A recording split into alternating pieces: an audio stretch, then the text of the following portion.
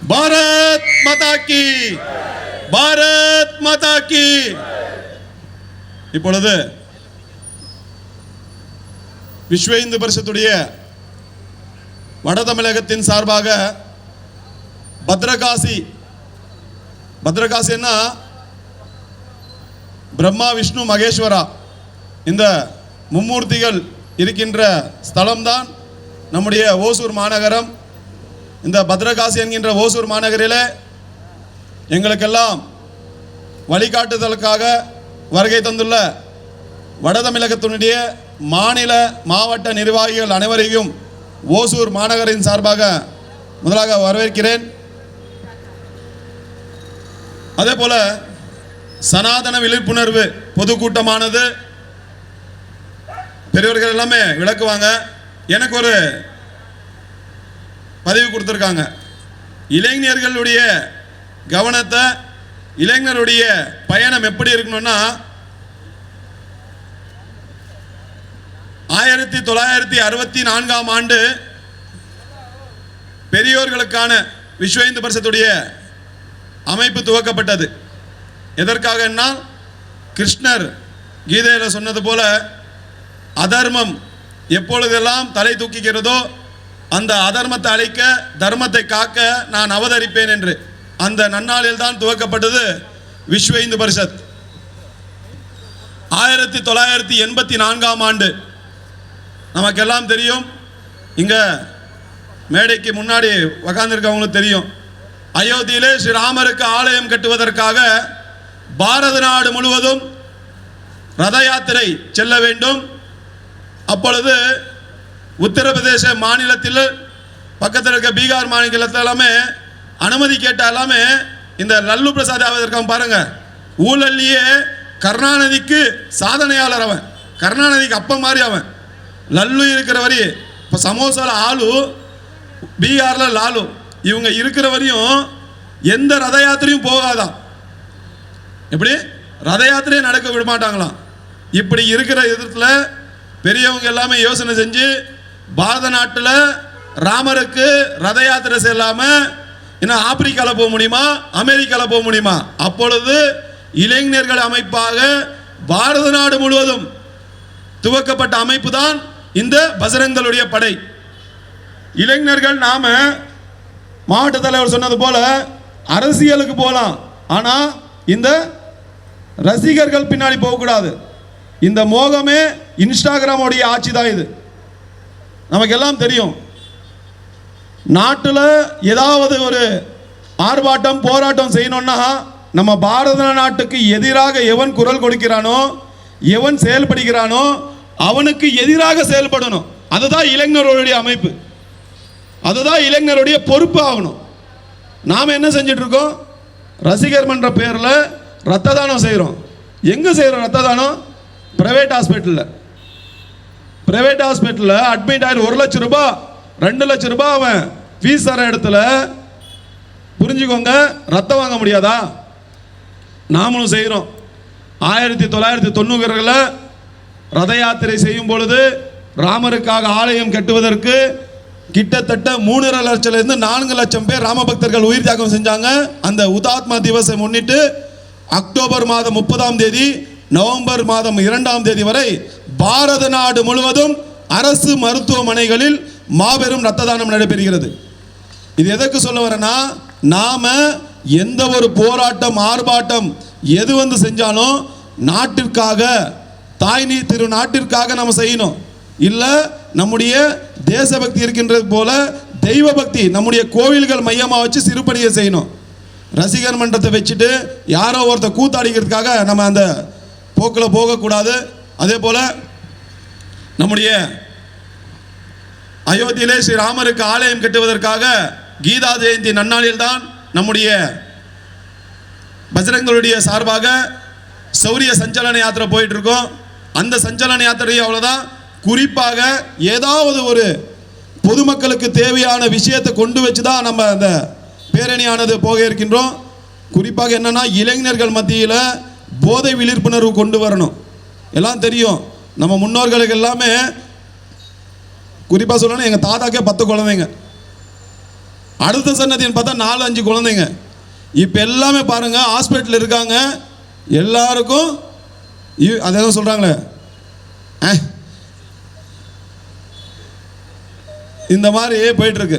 காரணம் என்னன்னா நாம் போதைக்கு அடிமையாகிட்டு இருக்கோம். இளைஞர்கள் மத்தியில் அந்த அவேர்னஸே கிடையாது.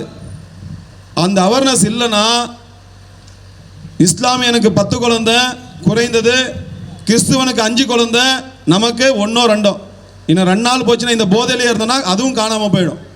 கண்டிப்பாக சொல்கிறேன், இதெல்லாம் ஒரு விழிப்புணர்வுக்காக நாங்கள் சொல்லிட்டு இருக்கோம். நம்ம வீட்டில் குழந்தைகள் இல்லைன்னா நாம் எல்லாமே இப்பயே முதியோர் இல்லத்தில் தான் இருக்காங்க. சனாதன தர்மத்தை அழிப்பேன்னு சொல்லிட்டு அவங்களுக்கு சாதகமாக போனதுனால பெற்றவர்கள் தெய்வங்களாக மதிக்கல. காரணம் என்னன்னா சனாதன தர்மம். சனாதன தர்மம்னா என்ன? பெற்றோர்களை மதிப்பது தான் சனாதன தர்மம். அப்பா அம்மா பேச கேட்கறது தான் சனாதன தர்மம். இதை விட்டு சாமியை வணங்குறது தான் சனாதன தர்மம். சாமி எந்த முறையில் சொல்லி கொடுத்தது? நாம் கோயிலுக்கு போனால் மதிக்கணும், தலங்குனிஞ்சு வணங்கணும், இதுதான் சொல்லி கொடுத்தாங்க. அதெல்லாம் போட்டு இவங்க கருணாநிதி சமாதி முன்னாடி நின்னா சனாதனம் இல்லை, அழிக்க போக மாட்டாங்க. ஆனால் நாம் கோயிலுக்கு போனால் சனாதனம் அழிப்பாங்க. இதுதானே நம்ம செஞ்சுட்டு இருக்கோம். சிவன் கோயிலுக்கு போய் நம்ம என்ன பண்ணுறோம்? ராமர் கோயிலுக்கு என்ன பண்ணோம்?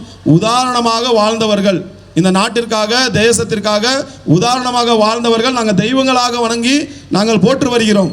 அதை விட்டுட்டு இதை அழிப்பேன் என்று சொன்னவங்க கேரளா மாநிலத்தை காணாமல் போயிட்டான், தமிழ்நாட்டில் பேசினவங்க காணாமல் போயிட்டான், விரைவில் கர்நாடகாலையும் காணாமல் போயிடுவான். கண்டிப்பாக இதெல்லாம் நடக்கும். இதுபோல் விஸ்வ இந்து வருஷத்துடைய நாம் ஒவ்வொரு வருடமும் 6 மாதத்திற்கு ஒரு சேவா சப்தா, சமஸ்கார் சப்தா நடத்தி வருகிறோம். சமஸ்கார் சப்தாவில் போதை விழிப்புணர்வு, லைசன்ஸ் எடுத்துகிட்டு வண்டி ஓட்டணும், ஹெல்மெட் போட்டு அணிந்து வண்டி ஓட்டணும். இதுதான் இளைஞர்களுக்கு வழிகாட்டுதல். இப்படி தான் இருக்கணும். சினிமா எடுக்கணும், ரீல்ஸ் விடணும், பேனர் போடணும், இது கிடையாது. இளைஞர்களை வழி நடத்துறது இப்படி. நம்முடைய அடுத்த தலைமுறை எப்படி வாழ வேண்டும், எப்படி நடந்து கொள்ள வேண்டும் என்று சொல்லிக் கொடுப்பவன் தான் உண்மையான வீரமுள்ள இந்தியனை தவிர அவர்களை வைத்து பணத்தை சம்பாதித்து தன்னுடைய குடும்பத்திற்காக கோடியா சொத்து சேர்த்தவன் கிடையாது உண்மையான தலைவன். நாம இது போன்ற விஷயங்கள் எல்லாம் நாம மற்றவங்களை சொல்லிக் கொடுக்கிறத நாம நம்முடைய பகுதியில் கவனம் கொடுக்கணும். எதற்காக சொல்ல வருகிறேன் என்றால், நாளை பாரத நாடு முழுவதும் போதை இல்லா பாரதம் என்று உறுதிமொழி ஏற்றிருக்காங்க. பஜரங்கல் சார்பா பாரத நாடு முழுவதும் போதை இல்லா பாரதம். இந்த போதைக்கு அடிமையானவங்க எல்லாமே நம்ம எல்லாம் தெரியும். உதாரணத்திற்கு புரிஞ்சுக்கோங்க, ஒரு காலத்தில் ஏதாவது ஒரு பகுதியில் HIV வந்தால் அவனை எப்படி பார்ப்பாங்க தெரியுமா? ஏதோ தொற்று நோய் மாதிரி பயங்கரமாக பார்ப்பாங்க. யோசனை பண்ணி பார்த்துக்கோங்க. HIV வந்தால் அந்த பகுதிக்கு அவங்க பாவம், அந்த ஆள் தட்டில் சாப்பிட முடியாது, ஒரு தண்ணி கிளாஸ் தர முடியாது. புரிஞ்சுக்கோங்க, போதைக்கு அடிமையானாங்கன்னா அது எல்லாமே குடும்பத்தோடு அந்த உறவு சம்பந்தமாக இருந்தது. புரிஞ்சுக்கோங்க, அது ஒரு விழிப்புணர்வு இல்லாமல் மத்திய அரசாங்கம் மாநில அரசாங்கம் விழிப்புணர்வு கொண்டு வந்தாங்க. ஆனால் கர்நாடகா மாநிலத்தில் புரிஞ்சுக்கோங்க, 7000 பேருக்கு HIV இருக்கு. 7000 பேருக்கு. நம்முடைய இளைஞர்கள் சமுதாயமே பள்ளிக்கு கல்லூரிக்கு போகின்றார்கள், வசதியாக வாழ்கின்றார்கள் என்று ஏமாந்துட்டு இருக்கோம். புரிஞ்சுக்கோங்க, கல்லூரிகளில் இந்த ட்ரக் யூஸ் பண்றாங்க தெரியுமா, இன்ஜெக்ஷன். அந்த இன்ஜெக்ஷனால கிட்டத்தட்ட ஒரே நாளில் கண்டறியப்பட்டது தான் 7000 பேருக்கு HIV இருக்கு. இன்னுமே சில கல்லூரிகளில் இப்போ எடுத்துட்டு இருக்காங்க. காரணம் போதைக்கு அடிமையானது தான். நம்ம சந்தோஷமா வாழ்றான், என் பையன் என்ன சந்தோஷமா இருக்கான்னு கேட்டதெல்லாம் வாங்கி கொடுத்து அவனை நம்ம கண்ணு முன்னாடியே அப்பா அம்மா இருக்கும்போது அவனுடைய அழிவுக்கு காரணமாயிட்டு இருக்கோம். இதுக்கு விழிப்புணர்வு கொண்டு வரணும்னா விஸ்வ இந்து பரிஷத்துடைய இளைஞர்களின் அமைப்பான பசரங்கல்ல நாம இருக்கணும்.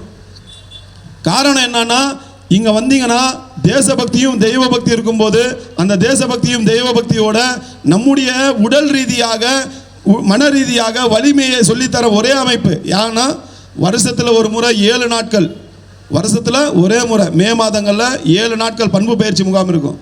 அந்த 7 நாள் பண்பு பயிற்சி முகாம் போங்க. நாம் பாரத நாட்டில் எப்படி வாழ்ந்தோம், இப்போ எப்படி வாழ்ந்துட்டு இருக்கோம், எப்படி வாழணும்னு நம்ம தெரிஞ்சுக்கலாம். காரணம் என்னன்னா, 800 ஆண்டுகள் இஸ்லாமியங்கிட்ட அடிமையாக இருந்தோம், 200 ஆண்டுகள் கிறிஸ்துவங்கிட்ட அடிமையாக இருந்தோம். இப்போ நாம் நம்ம நாட்டில் இருக்கின்ற அந்நிய நாட்டின் கைக்கூலிகள்கிட்ட அடிமையாக இருக்கிறோம். இந்த 10-12 வருஷமா நாட்டின் பிரதமர் இல்லைன்னா கண்டிப்பாக சொல்கிறேன், நம்ம நாடு பாரத நாடாக இருந்திருக்காது. குறிப்பாக நான் சொல்ல போகிறேன், நம்முடைய இளைஞர்கள், பாரத நாடு மட்டும்தான் அதிக இளைஞர்கள் கொண்ட நாடு. எந்த நாட்டிலையும் அதிகப்படியான இளைஞர்கள் கிடையாது.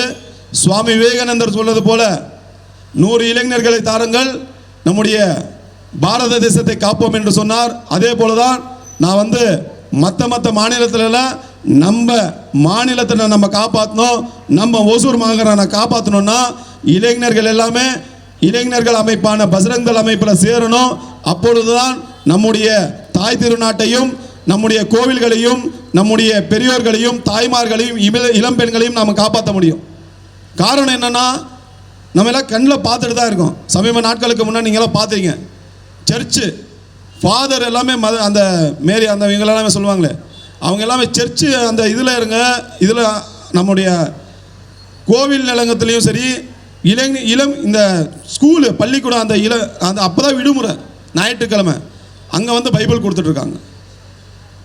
யோசனை பண்ணி பாருங்கள், அங்கே பைபிள் கொடுத்துட்ருக்காங்க. இப்படி தான் இந்த படை இருந்திருந்தா அன்றைக்கி அவன் கொடுத்துருப்பானா? எதுக்காக இவ்வளோ கூட்டம் இருக்குன்னா, சனாதன விழிப்புணர்வு கூட்டம்ன்றதுனால. காரணம் என்னன்னா, நம்முடைய மதத்தின் மீது நமக்கு பற்று இருக்க வேண்டும். 1000 பேர் இருந்தாங்க அங்கே, யாருக்கும் பற்று கிடையாது. எரும மாட்டு மேலே மழை பெஞ்சா எப்படி நிற்கும்? கண்டு காணாத மாதிரி, அந்த மாதிரி தான். அப்பொழுது தான் நம்முடைய பஜ்ரங் தள் சார்பாக இளைஞர்கள் எல்லாம் போய் தட்டி கேட்கும்போது அப்போ வராங்க மக்கள். நான் யாரையும் குறை சொல்லலை, நாம் விழிப்புணர்வோடு இருக்கணும். நம்ம நாடை பாதுகாக்கணும், நம்ம நாட்டுடைய கலாச்சாரம் பாதுகாக்கணும்னா நம்முடைய பஜ்ரங் தள் அமைப்பில் இருக்கணும். ஜெய் ஸ்ரீராம், ஹர ஹர மகாதேவ்.